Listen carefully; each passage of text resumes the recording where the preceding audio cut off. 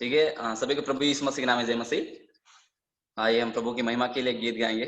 गीत का बोल इस प्रकार से है, तू प्यार का सागर। हम सभी जानते होंगे।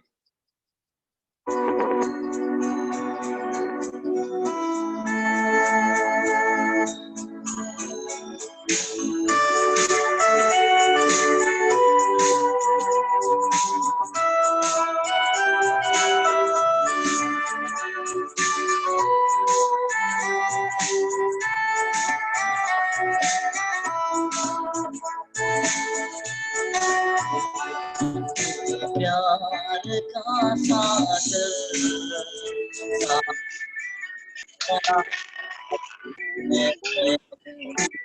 प्यार का सागर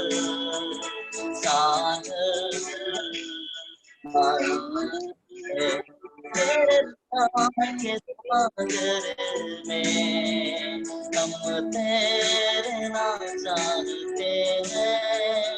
तेरे प्यार के सागर में हम तेरे नाम जानते हैं। प्यार का सागर सागर दया का तू है। प्यार का सागर सागर दया का तू है।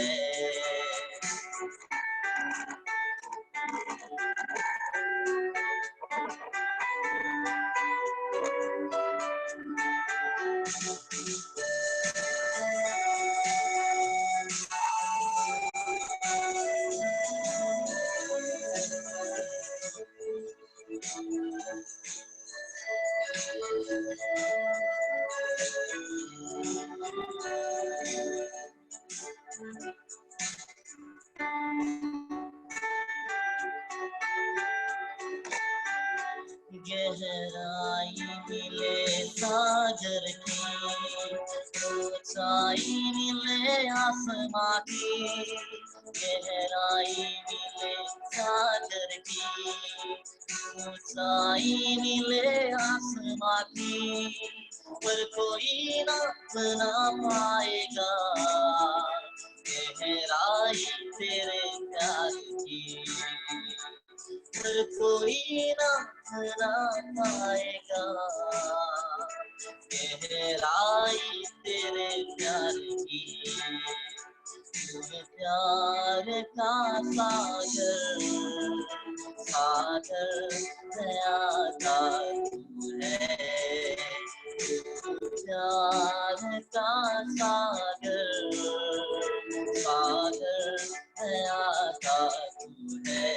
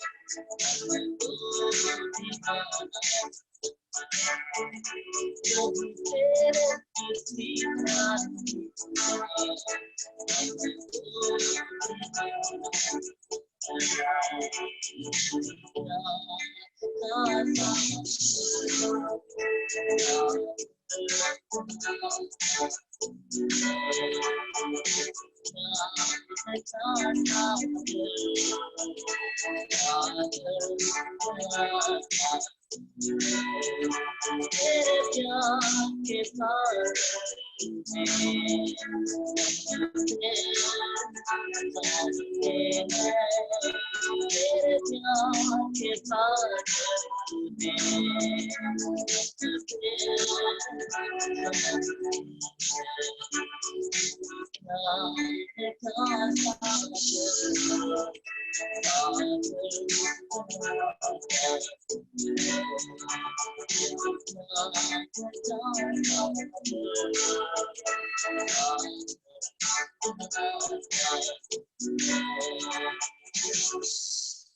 यू।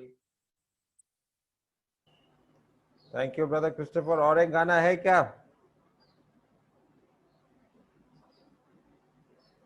और एक गाना है लेकिन उसके लिए ट्रैक नहीं है। गाइए ना तो। और एक गाना है भैया। हाँ और एक गाना है करके बोल रहा हूँ। हाँ गाइए ना ब्रदर। ठीक है।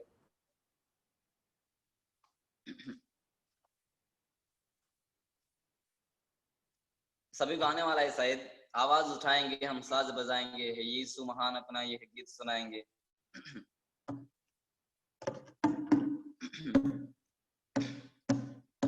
आवाज उठाएंगे हम साथ बजाएंगे, हे यीशु महान अपना ये गीत सुनाएंगे।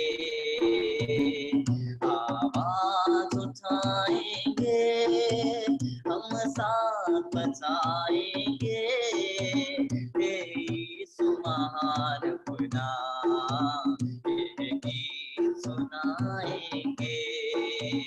आवाज उठाएंगे। संसार की सुंदरता में यह रूप तो तेरा ही, इन चांद सितारों में है अक्स तो तेरा ही।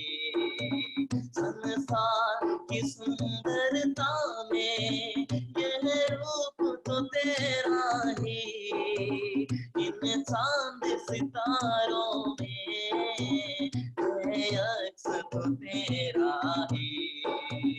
महिमा की तेरी बातें हम सबको बताएंगे, हे यीशु महान अपना ये गीत सुनाएंगे।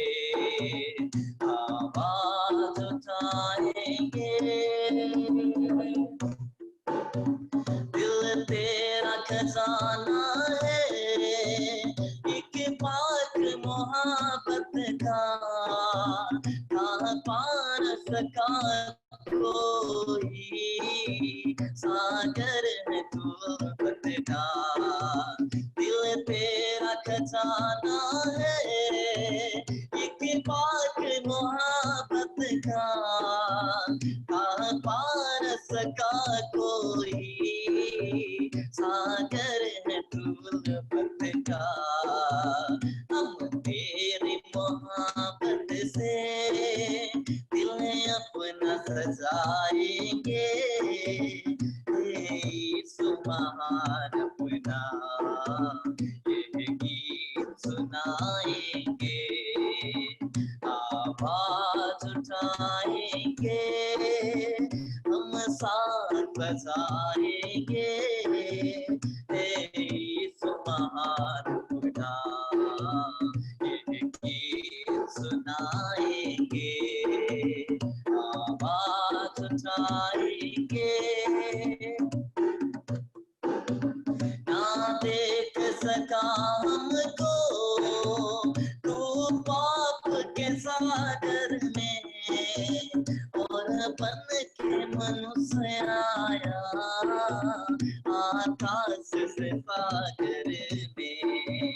ना देख सका हमको तू पाप के सागर में, और बन के मनुष्य आया आकाश से सागर में। मुक्ति का तू दाता है दुनिया को बताएंगे,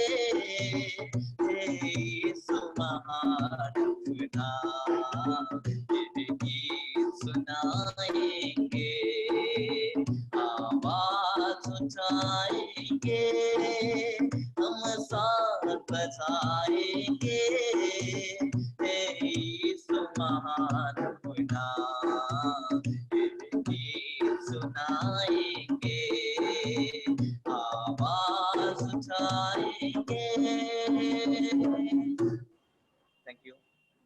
wow, very good, thank you brother Christopher. आपका हाथ का कला जो है और गले का कला बहुत ही अच्छा है, और आप जो परमेश्वर का दान परमेश्वर की महिमा करने के लिए इस्तेमाल कर रहे हैं, हमको बहुत अच्छा लगा। सब लोग ताली दीजिए। आप हाथ का ताली कैसा देना है सबको पता है ना? Clap everybody. Very good. Yeah I can see the claps up there on the screen. अच्छा, तो रिएक्शंस का इस्तेमाल आप करके क्लैप बजा सकते हैं। Okay, alright, thank you. So we will go ahead with the meeting. आगे हम बढ़ेंगे, और आगे बढ़ने से पहले, प्रभु का वचन सुनने से पहले, मैं भाई भागीरथ दास, हमारा जीवन जल मंडली यहाँ धूपगुड़ी से है, उनको मैं विनती करूंगा प्रार्थना करने के लिए। और भाई विकास जो बिहार में है, प्रभु का वचन आपके सामने लाएगा। जेनेसिस चैप्टर 2 से हम लोग देखने वाले हैं। So brother Bhagirath, can you open the meeting in prayer for, pray for brother Vikas. भाई विकास के लिए प्रार्थना करो। এসো আমরা প্রার্থনা করি। আমাদের স্বর্গীয় মহান প্রেমা পবিত্র পিতা, প্রভু তোমাকে ধন্যবাদ দিই প্রভু, তুমি আজকে আমাদেরকে একটি সুন্দর দিন দিয়েছো প্রভু, এবং আমাদেরকে পরিচালনা করেছিল সবাইকে প্রভু, এর জন্য তোমাকে ধন্যবাদ দিই প্রভু। প্রভু গো, এই সুন্দর সময়ের জন্য প্রভু তোমাকে ধন্যবাদ দিই, যে এই সময় তুমি আজকে আমাদেরকে দিয়েছো। এবং প্রভু গো, এই সময় যে প্রভু আজকে আমরা তোমার বাক্য থেকে দেখবো, তোমার দাস ভাই বিকাশ মন্ডল যে বিহার থেকে আছে, উনি বলবে আজকে আমাদের সামনে প্রভু গো, তাকে তুমি আত্মিক আশীর্বাদ করো প্রভু গো, যে সে যখন বলবে প্রভু গো, তাকে তুমি পবিত্র আত্মা দ্বারা আগুয়াই করো, এবং আমাদেরকে সবারই প্রভু গো আমাদের জ্ঞানের দরজা খুলে দাও প্রভু গো, যেই বাক্যটি আমরা শুনবো সেটি যাতে বুঝতে পারি প্রভু গো, এবং সেই বাক্য অনুসরণ করে যাতে আমরা চলতে পারি প্রভু গো। তাই এই সময়ের ভার তোমার চরণ তলে এই ছোট প্রার্থনা আমাদের উদ্ধারকর্তা ত্রাণকর্তা শীঘ্রই আসে প্রভু যীশু খ্রিস্টের নামে করছি, তুমি শোনো আর গ্রাহ্য করো। आमीन। Thank you brother Bhagirath. और for all the young boys and girls, आप लोग चैट का इस्तेमाल कर सकते हैं। अगर कोई प्रश्न है आपके लिए, आप पूछना चाहते हैं, चैट में आप क्वेश्चन लिख सकते हैं, और भाई विकास के बोलने के बाद अंत में आपका प्रश्नों का उत्तर देने का कोशिश करेंगे। Okay, so over to you brother Vikas. Thank you, brother Jonathan. Hope my audio is clear and audible. Yes yes, Thank you.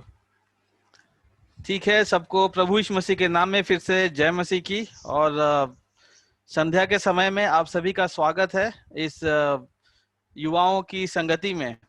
परमेश्वर का धन्यवाद करते हैं कि आप लोग सभी जो है बिल्कुल समय से और बिल्कुल जोश और उत्साह के साथ प्रभु की संगति में आए हैं सीखने के लिए। और पिछले कुछ हफ्तों से हम लोग बहुत सारी बातों को देख रहे हैं, और वो है उत्पत्ति की किताब से किस तरीके से परमेश्वर ने सारी सृष्टि को बनाया, परमेश्वर कौन है, और परमेश्वर के विषय में जो बातें हमने देखी।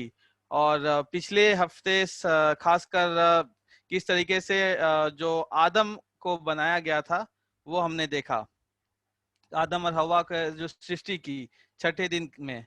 तो मैं एक बस छोटा सा, एक सेकेंड,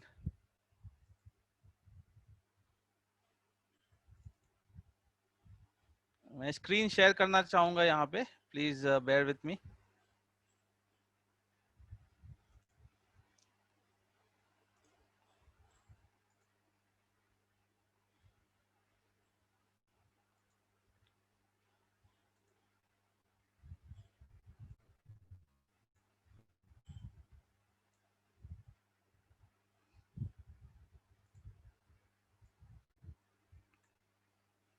क्या स्क्रीन शेयर हो चुका है?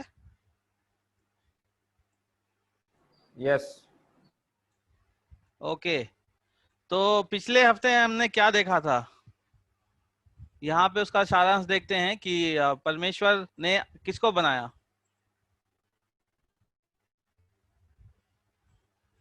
आदम। परमेश्वर ने आदम को बनाया, कैसे बनाया? अपने स्वरूप बनाया। अपने स्वरूप में बनाया, बिल्कुल सही। और अ, किन चीजों से परमेश्वर ने बनाया आदम को? किस चीज से बनाया था? मिट्टी से। God used mud. ठीक है, तो आदम को परमेश्वर ने कहाँ पे रखा था? गार्डन में। क्या ये हमने देखा था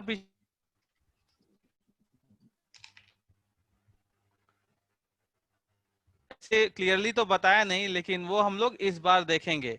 तो आगे बढ़ेंगे। परमेश्वर ने सब कुछ बनाया और अंतिम में परमेश्वर क्या कहता है?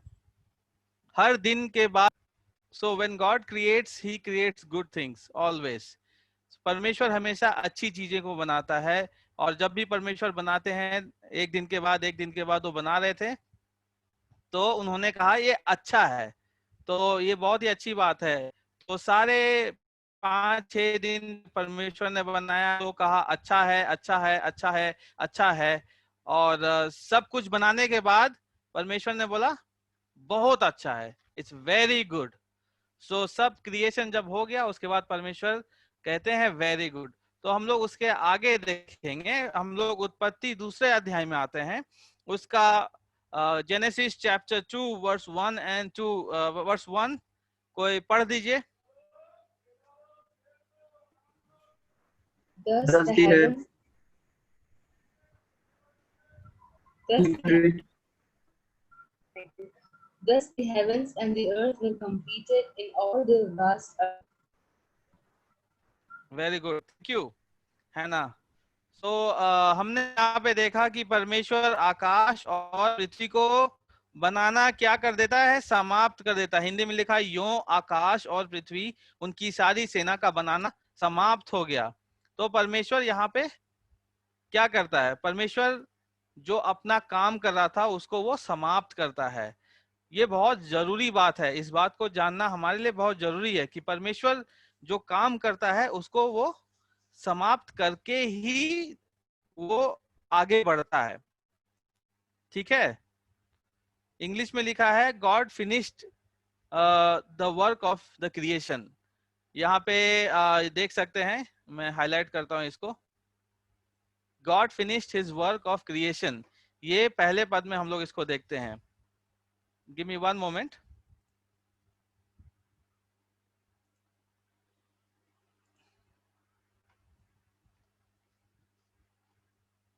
ओके, सो परमेश्वर का काम कैसा होता है? परमेश्वर का काम होता है संपूर्ण काम। जो काम परमेश्वर शुरू करते हैं उसको जरूर खत्म करते हैं, उसको समाप्त करते हैं। यहाँ पे लिखा समाप्त, यानी कि पूरा काम करते हैं परमेश्वर। परमेश्वर कभी भी आधा अधूरा काम कभी नहीं करता है वो। क्या हम लोग जब कुछ काम करते हैं तो हमें लगता है बीच में कि शायद हम इस काम को नहीं कर पाएंगे, या फिर हम बोर हो जाते हैं, हम उस काम को छोड़ देते हैं। लेकिन परमेश्वर ऐसा बोर होकर के या ऊब करके वो कभी भी किसी काम को जो शुरुआत करता है वो कभी छोड़ता नहीं है। ठीक है, तो उसके बाद दूसरी चीज हम ये देखते हैं कि कभी कभी हम सोचते हैं कि यदि हम ये काम को करना शुरू करते हैं तो हम बोलते हैं कि हमें काफी लेट हो गया है काम करते करते, ये काम को हम कल करेंगे। और उसके बाद हम सो जाते हैं, लेकिन कल सुबह उठते हैं तो क्या होता है? बारिश होने लगती है, कुछ और काम आ जाता है, तो कुछ इमरजेंसी आ जाती है जिसके कारण हम लोग शायद काम नहीं कर सकते हैं, हमारा काम अधूरा रह जाता है। लेकिन जब परमेश्वर जिस काम को शुरू करता है तो वो काम कभी भी अधूरा नहीं रहता है। परमेश्वर को उसका काम पूरा करने के लिए कोई भी वस्तु या कुछ भी ऐसी चीज नहीं है जो उसको रोक सके। तो परमेश्वर दो चीज यहाँ पे करता है। पहला काम जो शुरू करता है उसको जरूर वो समाप्त भी करता है। तो ये एक पद में हम लोग देखते हैं। ठीक है, इसमें कोई डाउट है? तो हम लोग आगे बढ़ेंगे और दूसरा और तीसरा पद को हम लोग पढ़ेंगे, Genesis chapter 2 verse 3 and 2 and 3.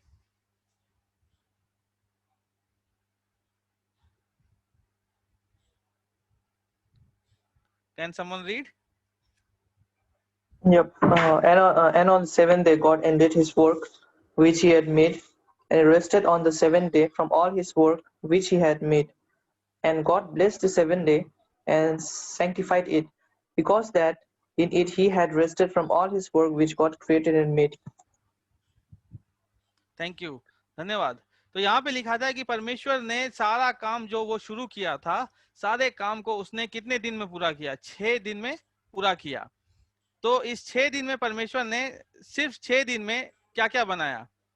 सारा भूमंडल, सारा आकाश, सारा ब्रह्मांड, सारा नक्षत्र, जितना भी यूनिवर्स है, गैलेक्सीज है, सब कुछ जो भी हम देखते हैं वो सब परमेश्वर सिर्फ 6 दिन में बनाए. और उसमें भी जब पृथ्वी के अंदर हम लोग आते हैं तो पृथ्वी के अंदर भी कितना सारा चीज हम लोग देखते हैं. सारा पेड़, पौधे और जितने जीव जंतु, जितने भी जलचर हैं, जितने भी पानी के जो मछलियां हैं, सब कुछ परमेश्वर 6 दिन में बनाए. उसमें मनुष्य को भी बनाया. तो परमेश्वर सिर्फ 6 दिन में बनाए. तो इसमें हम लोग दूसरी बात यहाँ ये देखते हैं कि परमेश्वर ने क्या किया? 7वें दिन परमेश्वर ने विश्राम किया. God rested on 7th day. सो अब यहाँ सवाल ये आती है कि परमेश्वर सारा काम तो कर लिए, फिर काम करके परमेश्वर क्या थक गए थे जो उन्हें आराम करने की जरूरत पड़ी? परमेश्वर विश्राम क्यों किए? परमेश्वर ने रेस्ट क्यों किया? एक सवाल है, आप जवाब दे सकते हैं. आप सोचिए कि इतना परमेश्वर महान है, उसे आराम करने की जरूरत क्यों पड़ी? Why did God rest? Maybe to take a look on his creations. Well, that's very nice. Yes. And कोई और?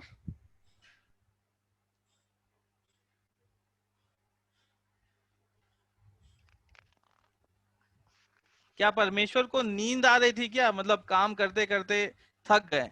आप लोग स्कूल जाते हो, कॉलेज जाते हो, फिर आते हो, फिर खेलते कूदते हो बहुत, फिर शाम का समय होता है तो क्या होता है कि आप लोग बिल्कुल ऐसा नींद में आ जाते हो. अभी कितनों को नींद आ रहा है यहाँ पे? कोई है ऐसा जिसे नींद आ रही है? सबको नींद आ रहा लगता है.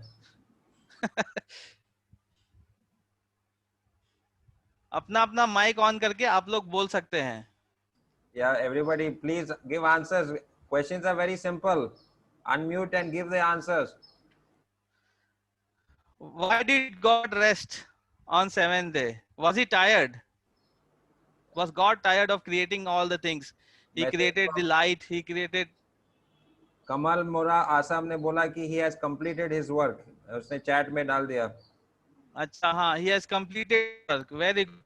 तो बहुत अच्छा जवाब दिया कमल ने कि परमेश्वर ने अपना जो काम उसने पूरा किया, आरंभ किया था, उसको पूरा किया.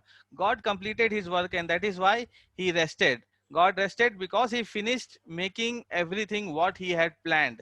जो भी उसने प्लान किया था सब कुछ बना करके योजना के अनुसार उसने फिर रेस्ट किया. और ये रेस्ट इसलिए भी आता है ताकि हम और आप जैसे लोग भी उस बात को सीखें कि हमें जब सारा काम हम करते हैं दिन भर तो रात में हमें थोड़ा आराम करना पड़ता है. और अब MNCs में देखेंगे और जितने भी सरकारी कार्यालय है वहां पे देखेंगे तो वहां क्या होता है कि वहां पे आपको 5 या 6 दिन काम करने के लिए बोलते हैं, लेकिन 1 दिन की छुट्टी दी जाती है, 1 या 2 दिन की, ताकि आप अपना आराम कर सके घर में. तो परमेश्वर ने एक नियम बनाया ऐसा ताकि जब भी काम हो तो आप आराम कर सकते हो. और आगे हम लोग बढ़ेंगे, आगे देखेंगे कि एक और यहाँ पे बात है. हाँ, ये 4 और दूसरा अध्याय में ही हम लोग 4 और 6 को पढ़ेंगे, 4 से लेकर के 6 तक पढ़ेंगे.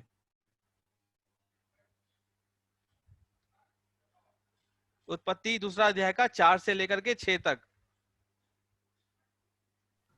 These are the generations of the heavens and of the earth when they were created, in the day that the Lord God made the earth and the heavens. And every plant of the field before it was in the earth, and every herb of the field before it grew.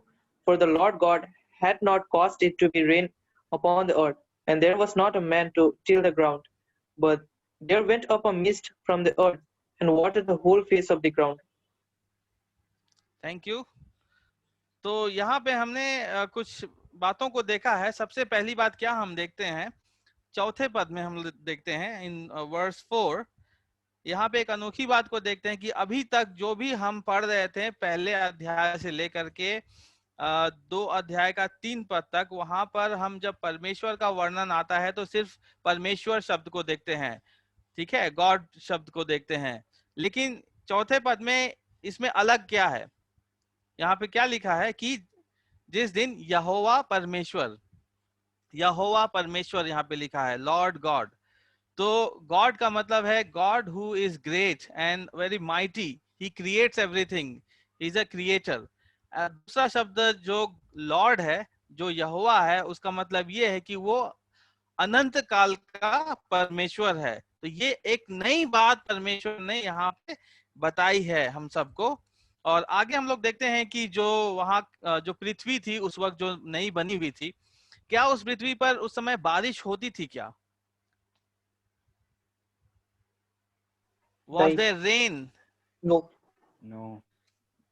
No, yes, there was no rain, क्योंकि उस समय क्या होता था, नीचे से कोहरा उठता था और फिर उसे सींच करके वहां के सारे जो फल और जो पौधे और जितने भी पेड़ थे सबको सिंचाई उसकी होती थी।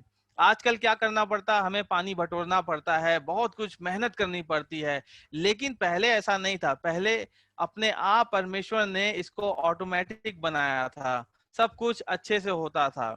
और इस बात को जानना बहुत जरूरी है, क्योंकि यहाँ पे लिखा है कि पहले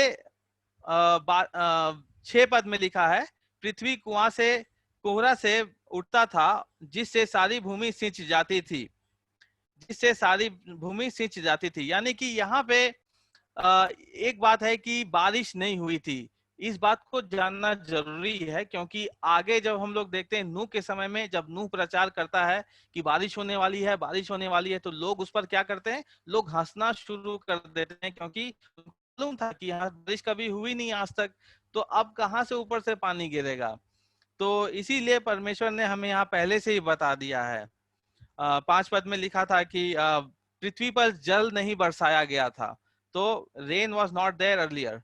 तो इसके आगे हम लोग बढ़ते हैं, आगे हम लोग देखेंगे 7 और 8 पढ़ेंगे, दूसरा अध्याय, उत्पत्ति दूसरा अध्याय का 7 और 8। And the Lord God formed man of the dust of the ground and breathed into his nostrils the breath of life. The man became a living soul. And the Lord God planted a garden eastward in Eden, and there he put the man whom he had formed. Thank you Persis. So यहाँ पे परमेश्वर क्या बता रहे हैं, यहाँ बता रहे हैं कि परमेश्वर ने आदम के लिए एक वाटिका बनाई, परमेश्वर ने ही बनाई। क्या आदम खुद से बोला कि मैं जाऊंगा, मैं एक बगीचा बनाऊंगा, मैं अपने लिए घर बनाऊंगा, फिर मैं वहां रहूंगा? नहीं, ये सब कुछ नहीं कहा आदम ने। आदम को परमेश्वर ने उसके लिए वाटिका बना करके दी, उसके लिए जो गार्डन बनाया अच्छा सा, उसमें सब कुछ रख दिया उसके लिए। और यहाँ पे देखते हैं कि आदम को उस वाटिका में लेकर के कौन आया? क्या वो खुद से देखा वाटिका बनी हुई है तो मैं वहां चला जाऊंगा वाटिका में रहने के लिए, या कैसे वो आया वाटिका के अंदर? ईश्वर उसे ले गया। बिल्कुल, ईश्वर परमेश्वर ने, यहाँ पे लिखा है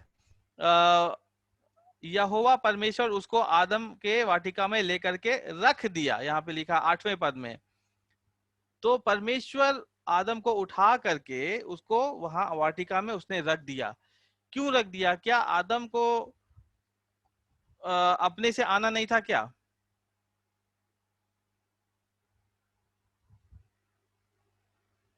आदम तो खुद चल सकता था, आदम क्या चल नहीं सकता था? आदम खुद से आ सकता था, लेकिन उसे परमेश्वर ने ही क्यों उठा करके रखा?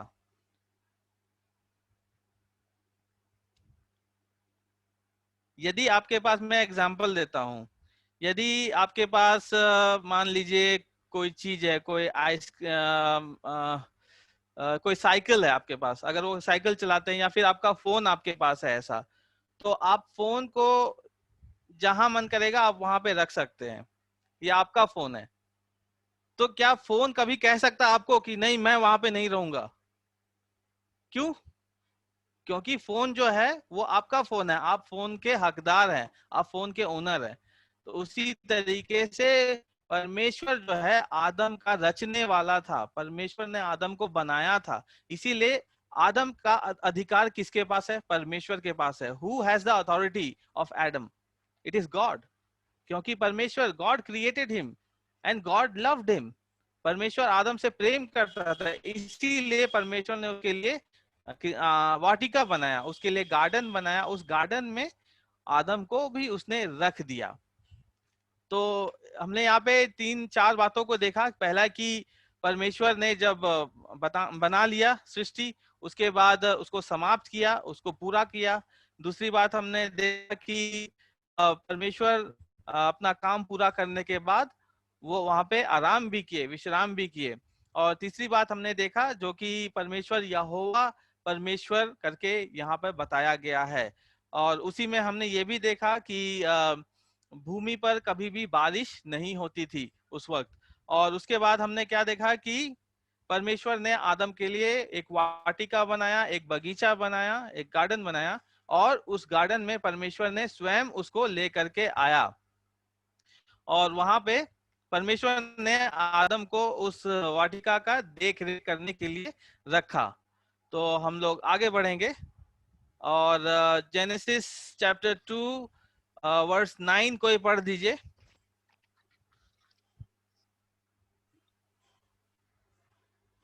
Lord God made to spring up every tree that is pleasant to the sight and good for food, and good for food.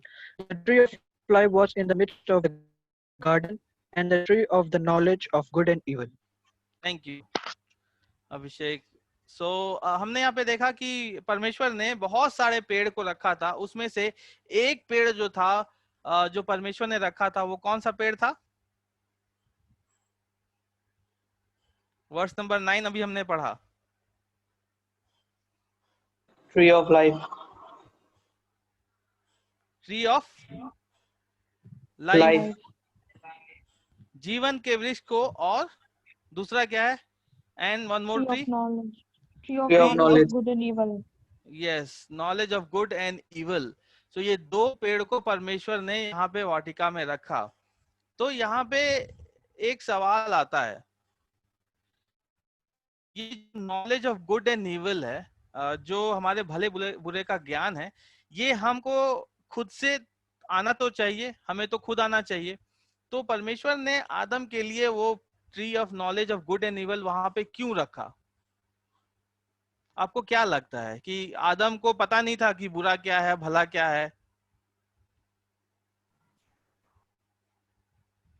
आपको लगता है कि आदम, मतलब उसे कुछ मालूम नहीं था, वो केवल वहां पे ऐसा बैठा रहता था, उसे कुछ भी मालूम नहीं था? तो फिर ये भले और बुरे ज्ञान का जो पेड़ है उसको वहां पे क्यों रखा गया?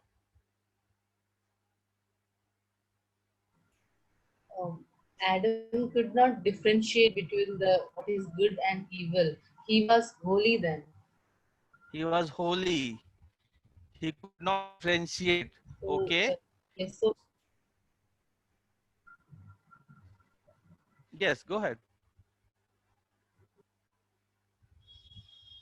so whatever he did, or like most of the things were good, and Most of the he did things not were know good. what is sin. Okay. Also, like Did- he listened to the word of God and he did accordingly. So Yes. Very good, Hannah. Very good. So, very good. You said he listened to the word of God and he did accordingly. So, what was he doing? He was totally dependent on whom? He was totally dependent on God. That whatever happens, whatever decision he needs to make, he has to get in touch with the Lord. The Lord will tell him what is good and what is right. So it's like He gave them today. choice. Evangelist Kamal Mura from Assam, he gave them choice in chat. Yes, sorry, chat मेरा भी open नहीं है यहाँ पे. He gave them choice करके बोला है. He gave them choice. Okay. So choice of what?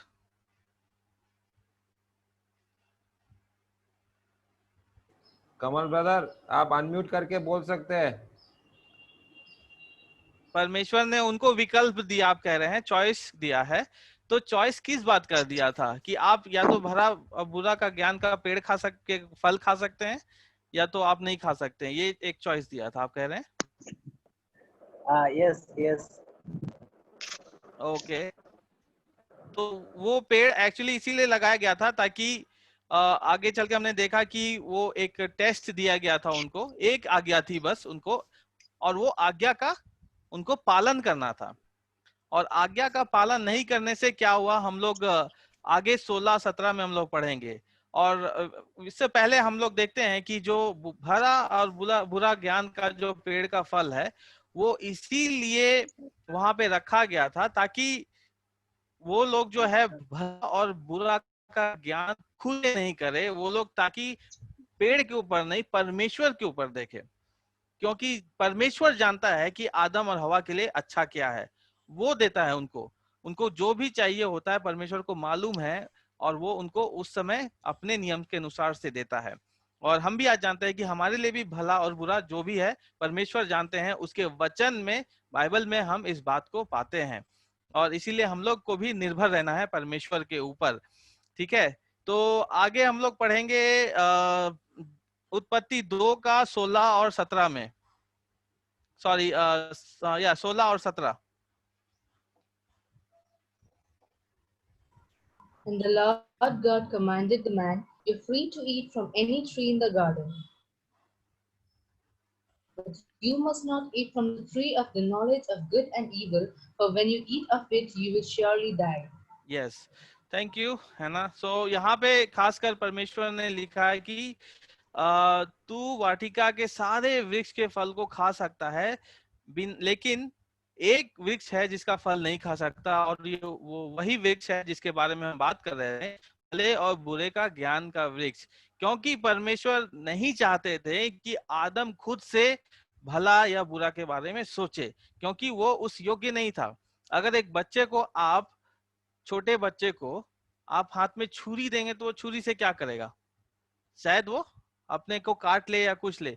लेकिन वही छुरी आप किसी बड़े को देंगे तो बड़ा उस छुरी को सब्जी काटने के लिए कुछ अलग रीति से इस्तेमाल करेगा.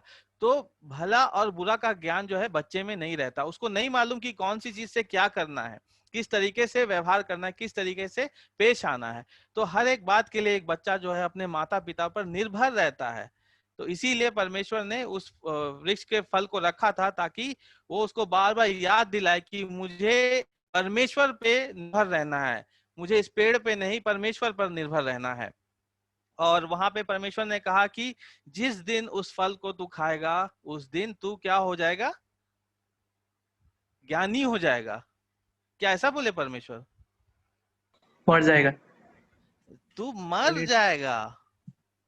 तो ये बहुत बड़ी बात परमेश्वर ने यहाँ पे पहली बार मुझे लगता है कि मरने का बात हुआ है बाइबल में, कि तू मर जाएगा. और कोई फल खाने से कोई मरता है क्या? ऐसा तो नहीं है. तो परमेश्वर यहाँ क्या बात कर रहे हैं? He will die spiritually. Yes, died spiritually. तो what is the meaning of dying spiritually? ये आत्मिक रूप से मरने का अर्थ क्या होता है? Sinning. The holiness in him is like, it's not like he's not anymore holy. He's impure now after he sinned. Yes, so the holiness in him is gone outside. Like it's not inside, but it's outside. So यदि आप मेरे घर में मिलने के लिए आओगे, ठीक है, और मैं घर पे नहीं, मैं कहीं बाहर चला जाता हूँ, तो आप मेरे घर पे खटखटाते रहोगे तो मैं दरवाजा खोलने के लिए नहीं आऊंगा. तो मेरे नेबर्स आके आपको बोलेंगे, अरे ये तो यहाँ कोई है ही नहीं, आप किसको खोज रहे हो, तो है ही नहीं, वो तो बाहर चला गया। तो है ना, what you said is holiness may be gone outside. तो उसका सिंपल में हम लोग ऐसे समझ सकते हैं कि स्पिरिचुअली डाइंग का मतलब ये होता है कि you have to understand what is life. Life is originated, the originator of life is only God. परमेश्वर ही जीवन का स्रोत है, ठीक है। तो जब हम जीवन के स्रोत से अलग हो जाते हैं तभी हम मरते हैं। एक का प्लांट का, एक पेड़ का, जैसे कि आप पेड़ को देखते हैं, बहुत सारा पेड़ रहता है, जब पेड़ को काट दिया जाता है तो क्या पेड़ तुरंत मुरझा करके जलने के योग्य हो जाता है, या पेड़ को मुरझाने में थोड़ा समय लगता है, सूखने में समय लगता है? क्या आपने ऐसा कोई पेड़ देखा है अपने जीवन में जिसको, या कोई डाली ऐसा देखा जो आपने डाली को जैसे ही तोड़ा और वो तुरंत सूख गया आपके हाथ में? ऐसा कभी कुछ हुआ है क्या आपके साथ? नहीं। कोई है क्या? ऐसा क्यों नहीं होता है? जब हम पेड़ की डाली को तोड़ के हाथ में लेते हैं तो उसके पत्ते तो हरे ही रहते, ठीक रहते हैं। तो ये है अलगाव, ये है सेपरेशन। आप पेड़ की डाली को पेड़ से अलग कर देते हैं तो उसमें क्या जीवन है? पेड़ की टूटे हुए डाली में जीवन है क्या? नहीं है। नहीं है। पेड़ के पत्ते तो, वो डाली के पत्ते तो हरे हरे हैं और वो तो बहुत अच्छा लगता है छूने में। तो कौन कहता है कि उसमें लाइफ है? था, रोजी कह रही है लाइफ था। और कोई बोल सकता है क्या कि पेड़ की टूटी हुई डाली में लाइफ है कि नहीं है?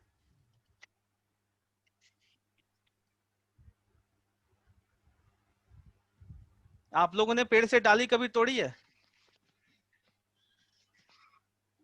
तोड़ी नहीं होगी। है जीवन। जीवन नहीं है, वेरी गुड। तो मुझे लगता है सब लोग इस बात को मान रहे। कुछ लोग सोच रहे होंगे नहीं थोड़ा सा जीवन है, यदि मैं उसको मिट्टी में लगा दूंगा तो बढ़ जाएगा, ठीक है।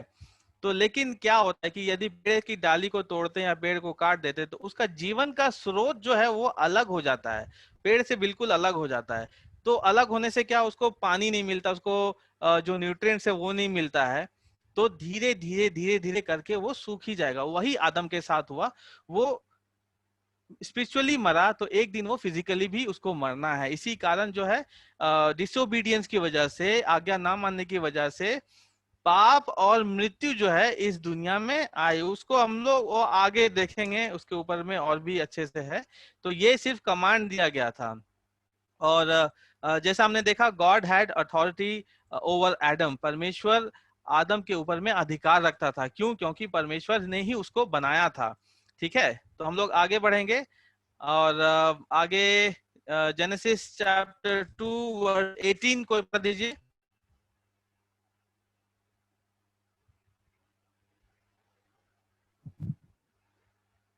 And the Lord God said, It is not good that the man should be alone. I will make him an helpmeet for him. Thank you. So यहाँ पे परमेश्वर कहते हैं कि मैं आदम के लिए एक हेल्पर बनाऊंगा, उसके लिए एक मददगार बनाऊंगा जो उसके लिए होगी। तो मददगार बनाने के लिए परमेश्वर क्या करते हैं?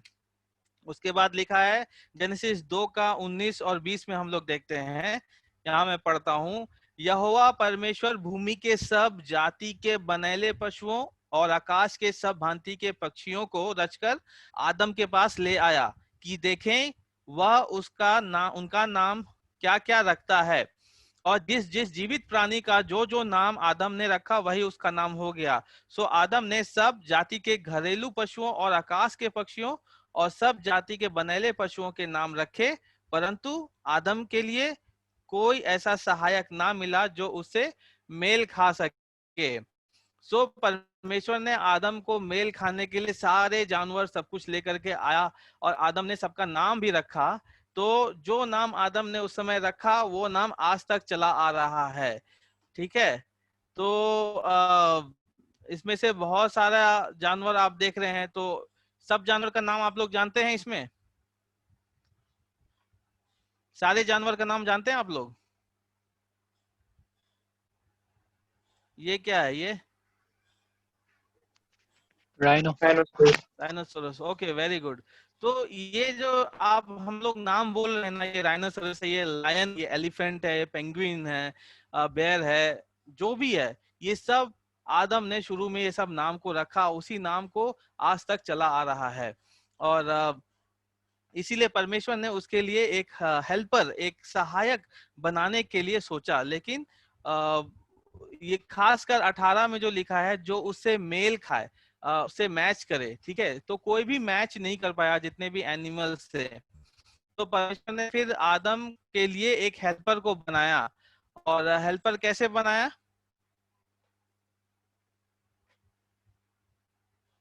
नेक्स्ट वाले में हम लोग देखेंगे। 2 का 21 और 22 कोई पढ़ दीजिए। And the Lord God caused a deep sleep to fall upon Adam, and he slept. And he took one of his ribs and closed up the flesh instead thereof. And the rib which the Lord God had taken from man made he a woman, and brought her unto the man. Thank you. So यहाँ पे लिखा है कि परमेश्वर ने आदम को, जब उसके लिए कोई सहायक नहीं मिला, पूरे जानवर संसार के देख लिए कुछ नहीं मिला, तो उसने क्या किया कि आदम को कहा कि तुम सो जा। उसका जो रिब केज से निकाला हड्डी, और पसली से निकाला, पसली एक निकाला, उससे उसने एक हेल्पर बनाया। तो आदम को तो परमेश्वर ने मिट्टी से बनाया, लेकिन हवा को कैसे बनाया? क्या हवा को भी मिट्टी से बनाया? From Adam's rib. एक पसली निकाल। हाँ, यहाँ पे लिखा है कि एक पसली निकालकर उसकी सती मांस भर दिया, और यहोवा ने उस पसली को जो आदम से निकाली थी स्त्री बनाया। बस एक पसली से परमेश्वर ने पूरा स्त्री बनाया। कैसे बनाया ये तो यहाँ पे डिटेल में लिखा नहीं है, ठीक है। और कोई इसको जानने का कोशिश भी नहीं कर सकते, क्योंकि परमेश्वर है, when he speaks from nothing he can create everything, so that is what our God can do। वो एक आदम के लिए हेल्पर को बनाया, और उसके पसली से बनाया। तो यहाँ पे दो चीज हम देखते हैं कि आदम को गिफ्ट के रूप में ईव दिया गया परमेश्वर की ओर से। परमेश्वर जानता है कि मनुष्य का जरूरत क्या है, उस जरूरत के हिसाब से परमेश्वर उसको प्रोवाइड करता है, उसको प्रदान करता है।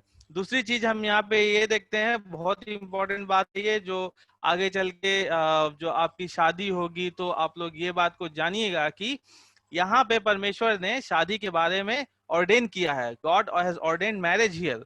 पहली बार ऐसा हम लोग देखते हैं कि ये पहला मैरिज था पूरे पृथ्वी का, और ये परमेश्वर ने बनाया, मैरिज को परमेश्वर ने ठहराया। इसमें लिखता है आगे, फिर हम लोग पढ़ेंगे 23 और 24, 23 and 24। Then the man said, This Yes. is now bone of my bones and flesh of my flesh.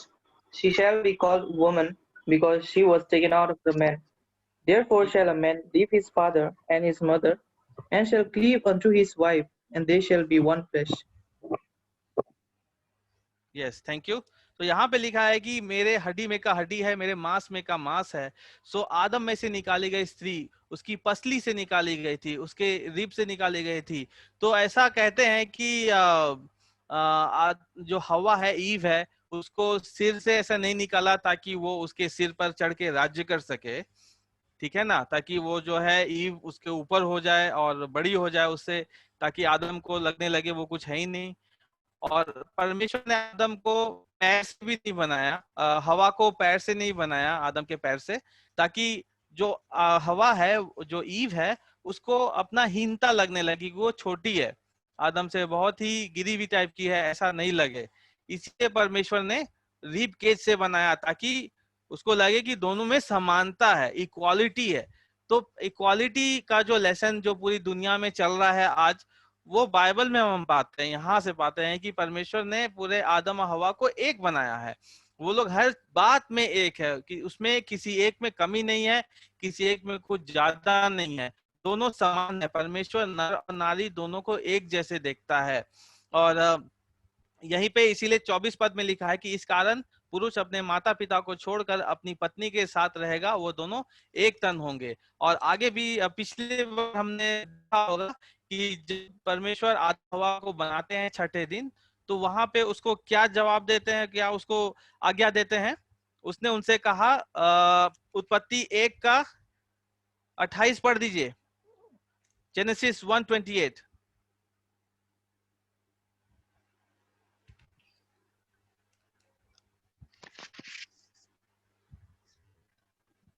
And God blessed them, and God said to them, Be fruitful and multiply, and fill the earth and subdue it, and have dominion over the fish of the sea, and over the birds of the heavens, and over every living thing that moves on the earth.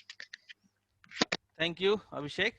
सो परमेश्वर वहां पे ये कहते हैं कि फलो फूलो और पृथ्वी पर फैल जाओ, पृथ्वी पर भर जाओ। तो ये शादी का जो इंस्टीट्यूशन है, जिसको ऑर्डेन किया परमेश्वर ने ठहराया, और उसमें कहा कि शादी के बाद फलो फूलो और पृथ्वी पर भर जाओ। तो जो परमेश्वर का वचन बताता है कि गर्भ का फल परमेश्वर यहोवा की ओर से होता है। जो बच्चे हमारे दान में आते हैं वो सिर्फ परमेश्वर की ओर से होता है, ये किसी मनुष्य के दिमाग से या उसके शक्ति से या किसी भी कारण से नहीं होता है, लेकिन वो सिर्फ परमेश्वर के ही इच्छा के अनुसार होता है। तो ये भी एक छोटा बच्चा जब इस दुनिया में आता है तो वो परमेश्वर की ओर से एक गिफ्ट होता है इस पूरे संसार के लिए, कि होप और उम्मीद अभी भी इस दुनिया में जारी है। तो परमेश्वर ने ये आज्ञा पहले ही दी थी, वही आज्ञा अभी तक चलती आ रही है और हम लोग भी आज्ञा मानते हैं। तो यहाँ पे हम लोग ने इस बात को देखा कि आदम हवा का किस तरीके से शादी हुआ, परमेश्वर ने कैसे बनाया हवा को, और अंतिम में एक बात को हम लोग देखते हैं, बहुत ही महत्वपूर्ण बात है ये भी। 25 पद में यहाँ पे लिखा है, आदम और उसकी पत्नी दोनों क्या थे? नंगे थे पर लजाते ना थे। वो लोग निवस्त्र थे, वो लोग कपड़े नहीं पहने थे। आज हम लोग कपड़े पहनते हैं और हम लोग अच्छे से अपने आप को रिप्रेजेंट करते हैं, लेकिन आदम हवा को उस समय कुछ जरूरत नहीं थी इस सब चीज की, क्योंकि वो लोग स्पिरिचुअली डेड नहीं थे। आज उस समय ये था, उस समय परमेश्वर ने उनको कैसा बनाया था? परफेक्ट बनाया था, इवन उसको कुछ भी कपड़ों की आवश्यकता नहीं थी। तो इसीलिए यहाँ पे लिखता है कि आदम और हवा निवस्त्र थे। ये आगे चल के हम लोग देखेंगे। अभी अध्याय 2 का 25 में ये बात कर रहा है कि Adam and ewe were naked but they were not ashamed. आप तीसरे अध्याय के 7 पद में जब देखेंगे तो देखते हैं कि उनके आंखें खुल गई, वो लोग शर्माने लगे, वो लोग लजाने लगे। तो ऐसा क्या था जो उनकी स्थिति को बदल देता है? तो ये हम लोग आगे चल के देखेंगे, आगे के बारे में भी देखेंगे। अभी समय हो गया है। भाई जॉन्टी, हम लोग जो लूसीफर का है, जो अगले 2 चैप्टर हम लोग आगे कवर करेंगे। We'll do that next Sunday. That's good. Okay. You covered quite a lot here. That was good. And if you all have... कोई सवाल है आपका?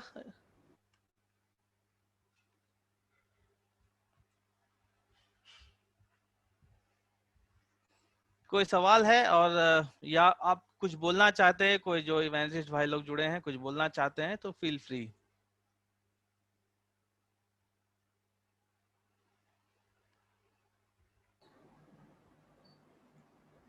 Anybody, any questions? भाई कमल, आप भी कुछ बोल सकते हैं, आप भी प्रभु का सेवा में है, कुछ बातों को अगर जोड़ना चाहते हैं इस अध्याय से आप बोल सकते हैं। ब्रदर निर्मल, एक सवाल आता है, एक सवाल मैं पूछना चाहता हूँ, ठीक है बच्चों लोग ध्यान से सुनो कि when God created Adam and then he brought all the animals in front of him for a suitable helper for him, why were there no animals found suitable for him? परमेश्वर ने जब आदम के सामने सारे जानवर को लेके आया तो उसमें से कोई भी जानवर उसका सहायक क्यों नहीं बन पाया? What was the reason that Adam rejected all the animals? उसने गाय को क्यों नहीं लिया? गाय मान लीजिए, ठीक है ना, गाय को क्यों नहीं लिया कि और वो थका हारा घर आएगा, बैठेगा गाय के सामने, बोलेगा कि आज तो दिन बहुत बुरा था मेरा, ऐसा हो गया, और गाय बैठ करके चबा रही है। तो तो आपको क्यों लगता है कि First of all, they couldn't speak. क्योंकि उनमें आत्मा नहीं था। यस अभिषेक, आत्मा नहीं था कहने का मतलब, कैन यू इलैबोरेट? आत्मा नहीं था तो वो क्या नहीं कर सकते हैं?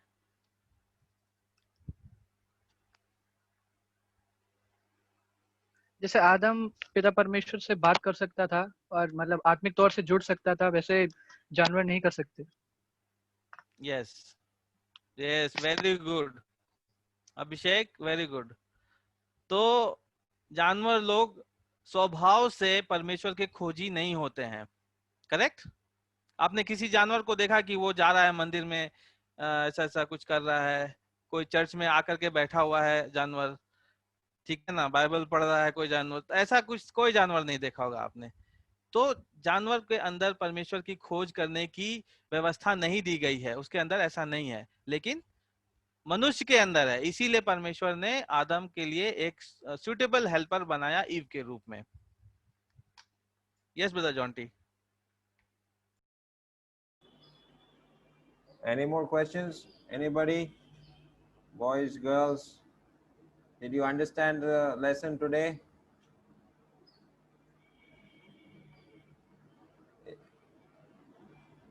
If you did, can you put your thumbs up? Okay.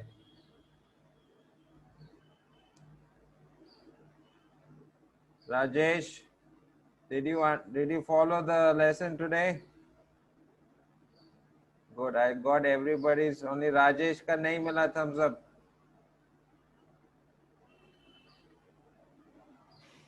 अच्छा, करण का भी आ गया. Okay. Yeah.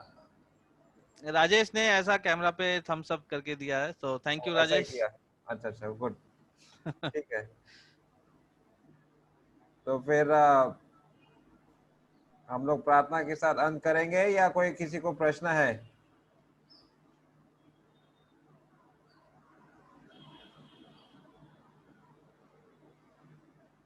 Persis, you have any question?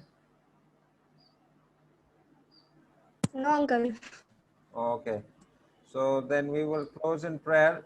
So can I ask Nirman brother, आप लाइन पे हो? जी ब्रदर। कुछ आप बोलना चाहते हैं, या आप प्रार्थना के साथ अंत कर सकते हैं ब्रदर? ओके ब्रदर, प्रार्थना करेंगे।